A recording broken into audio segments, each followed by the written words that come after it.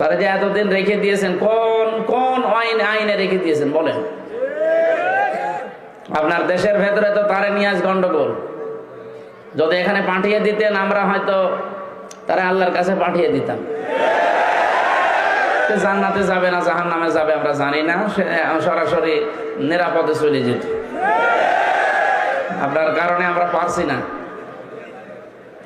আজকে সকালে আপনারা দেখেছেন, অনেকে জানেন না হয়তো, এটা গোপন, ওই যে 7 সিস্টার ভেঙ্গে যাওয়ার একটা উপক্রম চলছে, এই জন্য ওরা খুব ভয়ে আছে। ডক্টর মাওলানা এনায়েতুল্লাহ আব্বাসী হাফিজাহুল্লাহর একটা কথা নিয়ে ভারতে এখন তোলপাড় চলছে যে এত ভয়, ওয়ালা তাজিদান্না আহরাসান নাসি আলা হায়াতি ওয়া মিনাল্লাযিনা আশরাকু।